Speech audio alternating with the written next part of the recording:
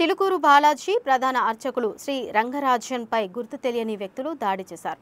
ఈ నెల 9న పలువురు గుర్తు తెలియని వ్యక్తులు ఆయన ఇంటికి వెళ్లి దాడి చేసి అడ్డొచ్చిన ఆయన కుమారుడిపై దుండగులు దాడి చేశారు. దీనిపై చిలుకూరు బాలాజీ ఆలయ మేనేజింగ్ కమిటీ చైర్మన్ ఎంవి సౌదరరాజన్ పోలీసులకు ఫిర్యాదు చేశారు. ఈ మేరకు కేసు నమోదు చేసుకున్న పోలీసులు దర్యాప్తు ముమ్మరం చేశామని పోలీసులు తెలిపారు.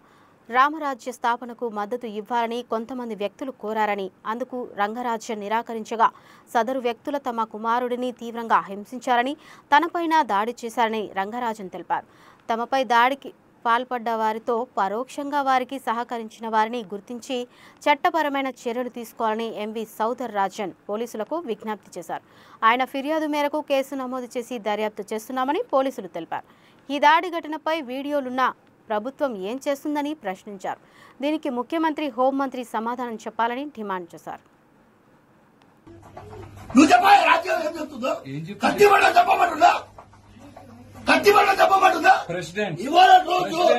Governors and Rajaprakash shall not answerable to any courts.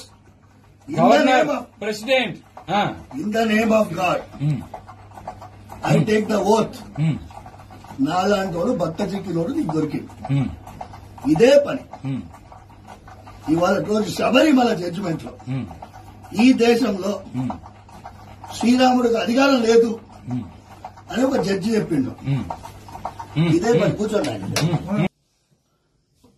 మీ ఆలయ పరిధిలో క్షాత్రం కలిగిన వారు భగవద్గీత 18వ అధ్యాయం 43వ శ్లోకంలో శౌర్యం తేజో ధృతిర్దాక్షం విద్యే చాపే పలాయనం దానమీశ్వర భావచ్చ క్షాత్రం కర్మ స్వభావం అనే లక్షణం కలిగిన వారు ఎంతమంది ఉన్నారు? ఏ ఏ గోత్రాల్లో ఉన్నారు? ఈ పని ఎవరు చేయాలి?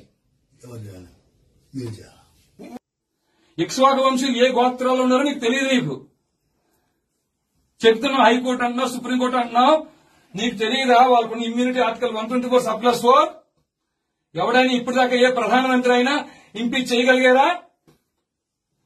77 ఐపీసీ 197 సిఆర్పీసీ వాళ్ళ రక్షణ అవుతా తెలీదా మీకు? భగవద్గీత 18వ అధ్యాయంలో 17వ శ్లోకం ఉన్న యస్య నాహంకృతో భావో బుద్ధిరేశ్య నలిపితే హత్వాపి సహిమాన లోకాన్ని హంతి ప్రయోగించే అవకాశం మాకు లేదా?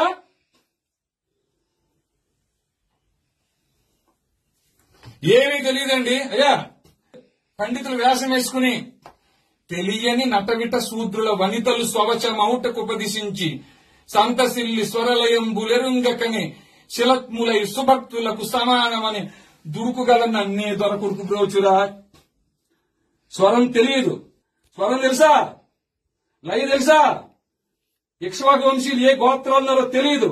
క్షాత్రం కలిగిన వారు మీ పరిధిలో ఎంతమంది ఉన్నారో తెలియదు. వైశ్య పరంపర 44వ శ్లోకంలో చెప్పిన వైశ్యులు కృషి కోరక్ష వాణిజ్యం మీ ఆలయ పరిధిలో ఎంతమంది ఉన్నారో తెలియదు. అన్య మత ప్రార్థనా మందిరాల్లో బోధిస్తున్నారు ఈ దేశాన్ని ఎలా దోచుకోవాలని. తెలిసిందల్లా ఒకటే, బలుపు అంతా ఒకటే, బలుపు అహంకారం ఒకటే. ఏం మీ స్వామి ఎప్పుడు దండుపానాలు పట్టుకొచ్చి మీ మాటలు వినడం ఉన్నావా నువ్వు? ఈ అర్చక పురోహితులు మీ పని ఇది.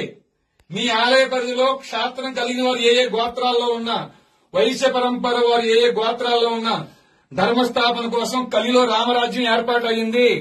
భగవద్గీత 4వ అధ్యాయం 7-8 శ్లోకాల ప్రకారంగా. అయ్యా వీళ్ళు అనుకుంటున్నారు ఏమిటి? నా వల్ల ఎక్కలేదు నాన్న, నేను ఎగ్జామ్ లో ఫెయిల్ అయినాను, పనికిరాను అన్నావు కదా.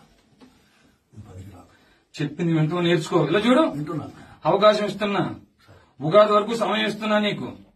రామరాజ్ ఉన్న అంతా పక్కన పెట్టు, రామరాజ్య స్థాపన కోసం పనిచేయి.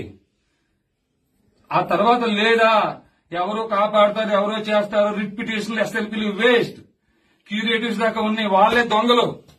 ఏ న్యాయమూర్తులైతే అన్బడిల్ పవర్స్ తో ఆర్టికల్ 124(4) అని ఇమ్యూనిటీతో 77 ఐపీసీతో జడ్జెస్ ప్రొటెక్షన్ యాక్ట్ తో ఇట్లాంటి రక్షణ కవచాలు పెడుతూ విర్రవీగుతున్నారా? రక్షణ కవచాలు బ్రేక్ చేయడం కోసం వచ్చేవాడి అయ్యా మేము కూడా. అయ్యా అంటున్నారా?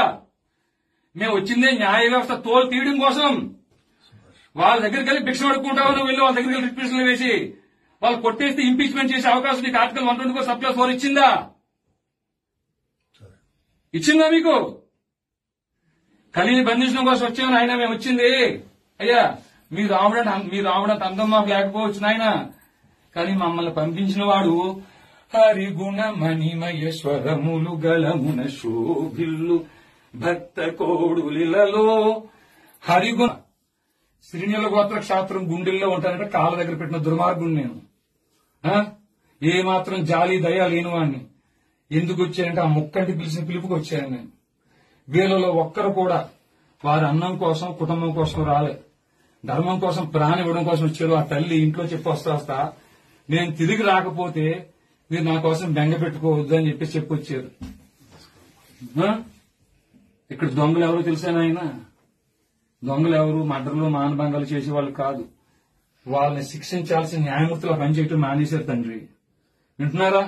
ఈ న్యాయమూర్తుల మీద 197 సిఆర్పిసి ప్రయోగించాల్సిన కేంద్ర రాష్ట్ర ప్రభుత్వం ఈ పని మానేసినాయి.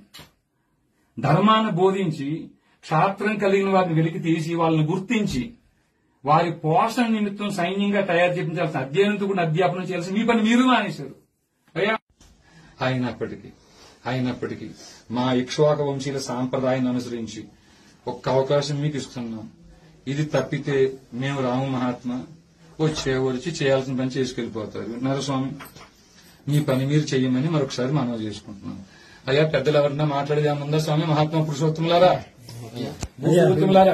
అయ్యా మంచిగా చేసుకోండి. ఓ సైనికుడిని ఇవ్వండి.